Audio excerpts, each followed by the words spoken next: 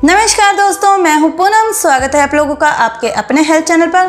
दोस्तों, आज के इस वीडियो में मैं फिर आप लोगों के लिए एक नई रेमेडी लेकर आई हूं। एक ऐसी रेमेडी, एक घरेलू और देसी नुस्खा जिसका प्रयोग हमारी दादी नानी सदियों से करती आ रही हैं। इस रेमेडी का प्रयोग सर्दियों में ही किया जाता है क्योंकि इसमें डलने वाले सभी इंग्रेडिएंट गर्म प्रकृति के होते हैं।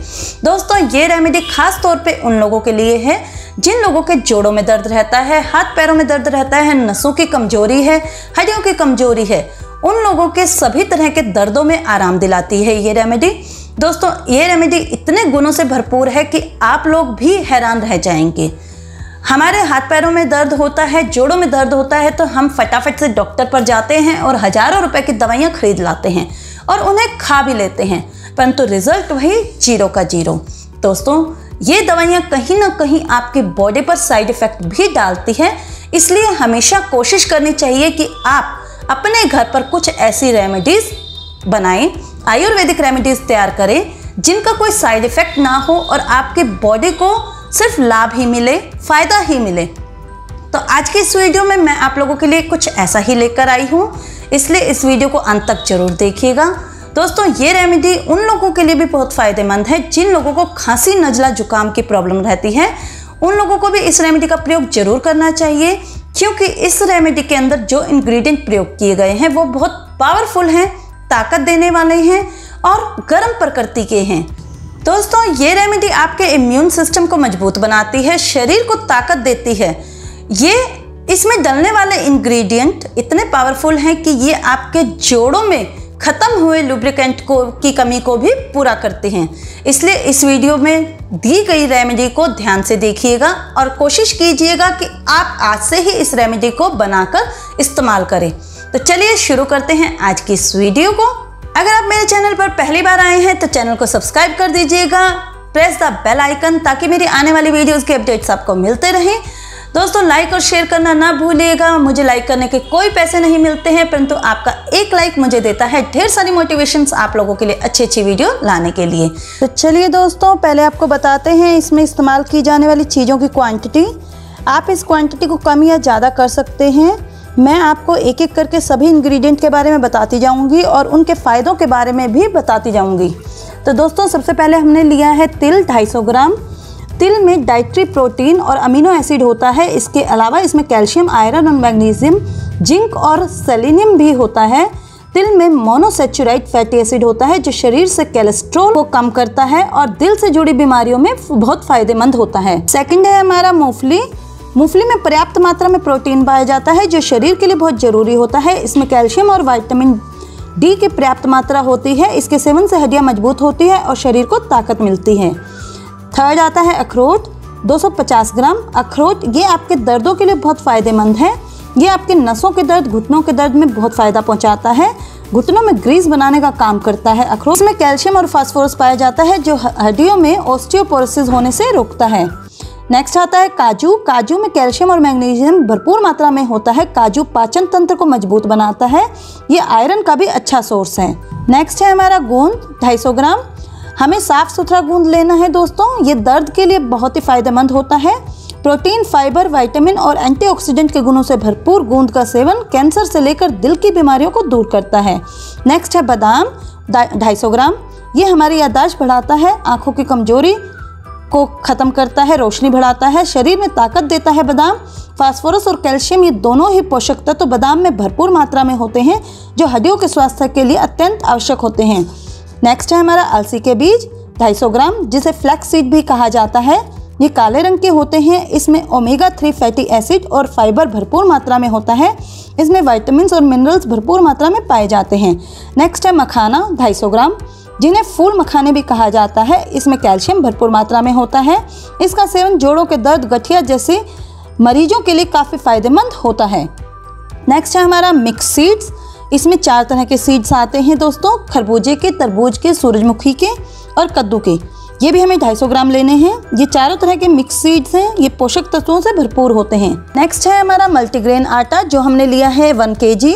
इसे आप चाहें तो घर में भी बना सकते हैं, नहीं तो आप इसे बाजार से बना बनाया भी ला सकते हैं। इसमें कई तरह के अनाज को मिलाया जाता है। जिससे इसकी पौष्टिकता कई गुना बढ़ जाती है। आप चाहें तो इस आटे को घर पर ही बना सकते हैं। आप गेहूं के आटे में चने का आटा, जौ का आटा, ओट्स का आटा और अपने अकॉर्डिंग कोई भी चीज़ मिला सकते हैं। बाज़ार के आटे में मेथी का पाउडर मिक्स होता है, इसलिए वो थोड़ा कड़वा हो जाता है, इसलिए आप घर में ही इस आटे को तैयार कीजिए। तो चलिए शुरू करते हैं इस रेमेडी को। दोस्तों, सबसे पहले हम लेंगे सूखी कढ़ाई। सूखी कढ़ाई को हम गरम करेंगे, उसमें हम डालेंगे अलसी के बीज। इसमें हम बिल्कुल भी घी नहीं डालेंगे, ये सूखा ही ड्राई भूनना है हमें। इसे तब तक भूनना है जब तक कि इसमें से चटकने की आवाज़ ना आने लगे। फ्लेम को मीडियम रखेंगे और 10 मिनट तक भूनेंगे जब तक अलसी अच्छे से चटकने ना लगे। अब इसे एक बर्तन में निकाल लेंगे। अब हम इसी कढ़ाई में डालेंगे तिल। तिल में भी हमें घी नहीं डालना है। जब तक तिल में से खुशबू नहीं आने लगती और वो फूल नहीं जाते तब तक हमें उन्हें भूनना है। इसमें भी हम मीडियम फ्लेम रखेंगे। तिल भुन चुके हैं, हल्के ब्राउन हो चुके हैं और खुशबू आने लगी है। अब हम इसे निकाल लेंगे। अब हम इन्हें भी उसी बर्तन में निकाल लेंगे जिसमें हमने अलसी के बीज को निकाला था। नेक्स्ट हम डालेंगे मिक्स सीड्स। सूखी कढ़ाई में ही डालना है। इन्हें भी हल्का रोस्ट कर लेना है मीडियम फ्लेम पर। लगातार चलाते रहिए जब तक ये फूल नहीं जाते। अब ये फूल गए हैं, देखिए। गैस को मीडियम रखें और इन्हें निकाल लीजिए। नेक्स्ट हम डालेंगे मूंगफली। मीडियम फ्लेम पर ही इन्हें भूनना है, घी नहीं डालना है, ड्राई भूनना है। लगातार चलाते रहिए मूंगफली का जब तक कलर चेंज नहीं हो जाता है। इसे लगातार चलाते रहिए और ये क्रिस्पी हो जाएगी, तब इसे हम निकाल लेंगे। लीजिए, ये मूंगफली भी भुन चुकी है। अब हम इसे निकाल कर अलग रख लेंगे। इसे उसमें मिक्स नहीं करना है, इसका छिलका हमें निकालना है, इसलिए हम इसे अलग ही निकाल कर रखेंगे। अब हम बाकी चीज़ों को घी में फ्राई करना शुरू करेंगे। कढ़ाई को साफ़ कर लीजिए। अब हम इसमें डालेंगे 1 बड़ा चम्मच घी। देसी घी का यूज़ करेंगे दोस्तों। अब हम इसमें बादाम डालकर भूनना है। इसे भी मीडियम फ्लेम पर ही भूनेंगे जब तक कि बादाम का कलर चेंज नहीं होता और ऊपर का छिलका फटने नहीं लगता। ये देखिए, तैयार हो चुके हैं बादाम भी। अब इन्हें निकाल लीजिए। जिसमें आपने बाकी ड्राई फ्रूट निकाला है उसी बर्तन में इसे भी निकाल लीजिए। अब कढ़ाई में हम डालेंगे 1 चम्मच घी और उसी में हम भून लेंगे काजू को भी। इसे भी मीडियम फ्लेम पर भूनना है और ब्राउन होने तक भूनना है। लगातार चलाते रहिए दोस्तों, 5 से 7 मिनट लगेंगे। जब काजू ब्राउन हो जाए तो इन्हें भी निकाल लीजिए। अब हम इसी घी में डालेंगे अखरोट को। अखरोट को ज़्यादा देर तक नहीं भूनना है, बस 4 से 5 मिनट तक ही इसे भूनना है मीडियम फ्लेम पर। गैस को मीडियम ही रखें, लगातार चलाते रहिए। 4 से 5 मिनट बाद जब आपको लगे कि अखरोट भून चुके हैं तो इन्हें भी निकाल लीजिए। नेक्स्ट हम डालेंगे 2 चम्मच घी और भूनेंगे गूंद को। दोस्तों, गूंद को हम एक बार ही नहीं भूनेंगे, 2 बारी में भूनेंगे ताकि वो अच्छे से सिक जाए। अगर गूंद कच्चा रह गया तो वो दांतों में आता है और बहुत ही गंदा लगता है। इसलिए मीडियम गैस पर गूंद को हम आधा आधा करके 2 बार भूनेंगे और अच्छे से जब तक गूंद फूल नहीं जाता तब तक हम उसे भूनेंगे। लगातार चलाते रहें और गूंद को फूलने दें। जब वो फूल जाए, सिक जाए, उसे निकाल लीजिए। नेक्स्ट हम डालेंगे मखानों को। मखानों में भी हमें 2 चम्मच घी डालना है। इसे भी हमें एक बार नहीं भूनना है, 2 बारी में भूनेंगे इसे भी हम, ताकि ये क्रिस्पी हो जाए और अच्छे से सिक जाएं और इनका कच्चापन निकल जाए। मीडियम फ्लेम रखनी है, लगातार चलाते रहिए। जब मखानों का कच्चापन निकल जाए और कुरकुरे हो जाएं तब तक इन्हें भूनते रहें। अब इन्हें भी उन्हीं ड्राई फ्रूट्स में मिक्स कर लीजिए, निकाल लीजिए। दोस्तों, सबसे लास्ट में हम भूनेंगे अपने आटे को। ये आटा मैंने घर पर ही तैयार किया है, बाज़ार वाला मल्टीग्रेन आटा नहीं है ये। इसी गेहूं के आटे में मैंने चने का आटा, जौ का आटा, ओट्स का आटा डाला है। आप चाहें तो अपने अकॉर्डिंग किसी भी आटे का प्रयोग कर सकते हैं। अब आटे में 2 चम्मच घी डालकर मीडियम फ्लेम पर इसे भूनना है। बीच बीच में हाई फ्लेम भी कर सकते हैं आप, लेकिन ध्यान रखिए कि आटा जलना नहीं चाहिए। एक सिरा इसे उसमें ब्राउन होना चाहिए। आपको लगातार आटे को चलाना है ताकि आटा नीचे से जल ना जाए। इक्वल सिकाई करनी है आटे की। जब आटे का कलर ब्राउन हो जाए, उसमें से खुशबू आने लगे तो आटे को निकाल लीजिए। बीच बीच में गैस को आप मीडियम भी कर सकते हैं, तेज भी कर सकते हैं, ये आपको अपने अकॉर्डिंग करना होगा इससे। अब आटे को निकाल कर अलग रख लीजिए। दोस्तों अब हमारा सारा सामान तैयार हो चुका है। मूंगफली के छिलकों को हमने हाथों से मसल कर निकाल दिया है और मूंगफली को हमने इसी ड्राई फ्रूट में मिक्स कर लिया है। अब हमारा सारा ड्राई फ्रूट ठंडा हो चुका है। इसे हमने मिक्सी के ग्राइंडर में, जार में ग्राइंड करना है। आप चाहें तो ड्राई फ्रूट को बिल्कुल बारीक पीस लें, चाहें तो थोड़ा दरदरा कर लें, परंतु आपको मिक्सी में ग्राइंड करते समय ध्यान रखना है कि मिक्सी को रोक रोक कर थोड़ा थोड़ा ड्राई फ्रूट पीसना है। अगर आप ज़्यादा मिक्सी को चलाएंगे, ज़्यादा उसे ग्राइंड कर देंगे, तो इसमें मौजूद नेचुरल ऑयल की वजह से ये लपसी जैसा हो जाएगा और वो अच्छा नहीं लगेगा। इसलिए आपको दरदरा दरदरा पीसना है, या बारीक पाउडर भी बनाना है तो मिक्सी को रोक रोक कर बनाना है और थोड़ा थोड़ा ड्राई फ्रूट आपको पीसना है।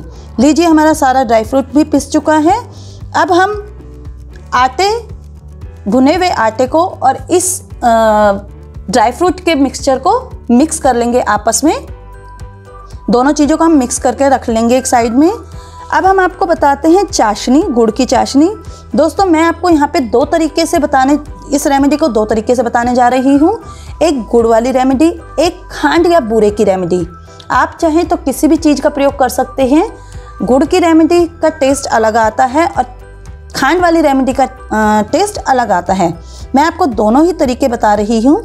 हमने जो पाउडर तैयार किया है आटे और ड्राई फ्रूट का, हम इसको 2 पोर्शन में बांट लेंगे, 2 जगह कर लेंगे इसको हम, इस मिक्सचर को, ताकि हम 2 तरह से इसको तैयार कर सकें।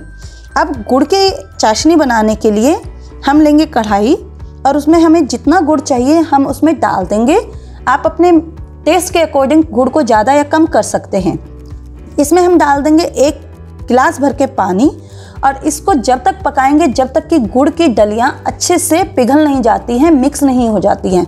जब उसकी सारी डलियाँ, गुड़ की जो डलियाँ हैं वो मिक्स हो जाएंगी और एक चाशनी बन जाएगी, तब हम इस गैस को बंद कर देंगे। देखिए ये 1 सीटी हो चुकी है, सारी चीज़ें मिक्स हो चुकी हैं, इसमें गुड़ बिल्कुल मिक्स हो चुका है। अब हम इस चाशनी को कर देंगे बंद और करेंगे इसको ठंडा। दोस्तों जब हमारा गुड़ की चाशनी ठंडी हो जाएगी तो हमने जो 2 पोर्शंस लिए थे उस 1 पोर्शन में आटे और ड्राई फ्रूट के पाउडर में हम इस गुड़ की चाशनी को डालकर मिलाएंगे। अच्छे से मिक्स कर लेना है हमें सारी चीज़ों को और एक पाउडर बना लेना है, एक मिक्सचर तैयार करके रख लेना है। अब हम दूसरे पोर्शन में डालेंगे खांड। आप खांड ले सकते हैं या बूरा ले सकते हैं, अपने टेस्ट के अकॉर्डिंग कम या ज़्यादा कर सकते हैं। इसे भी अच्छे से मिक्स करके एक सिरा कर लीजिए। लीजिए आपके पास तैयार हो चुकी हैं 2 तरह की रेमेडी। आप खांड वाली रेमेडी में घी डालकर लड्डू भी बना सकते हैं। इसमें घी गरम करके इसे लड्डू भी बना सकते हैं, और नहीं तो आप चाहें तो ऐसे पंजीरी की तरह भी इसका इस्तेमाल कर सकते हैं। तो दोस्तों ये हो गई हमारी एक ऐसी रेमेडी तैयार जो जोड़ों के दर्द, कमर दर्द और सब तरह के दर्दों के लिए बहुत ही फ़ायदेमंद है। अपने घर के बड़े बुजुर्गों को दीजिए जो दर्दों से परेशान रहते हैं, खुद भी लीजिए। आप इनके लड्डू बना के रख सकते हैं, आप चाहें तो ऐसे ही पंजीरी की तरह भी इसका इस्तेमाल कर सकते हैं। अब हम बताते हैं आपको इसकी कितनी क्वांटिटी लेनी है। दोस्तों इसके लिए आपको 3 चम्मच डेली इस पाउडर का इस्तेमाल करना है, इस रेमेडी का इस्तेमाल करना है। 3 चम्मच लीजिए और गर्म दूध के साथ इसे मॉर्निंग में नाश्ते में लीजिए। रोज़ाना इसके प्रयोग से आपके शरीर में के दर्दों में काफ़ी फ़र्क पड़ेगा। आप इसका इस्तेमाल ज़रूर करके देखिएगा। तो दोस्तों ये तो थी हमारी आज की रेमेडी। आपको कैसी लगी हमें ज़रूर बताइएगा, कमेंट बॉक्स में कमेंट करके ज़रूर लिखिएगा। अगर आप कुछ पूछना चाहते हैं तो हमसे पूछ सकते हैं। हम फिर मिलेंगे एक नई वीडियो में एक नए टॉपिक के साथ। तब तक के लिए नमस्कार।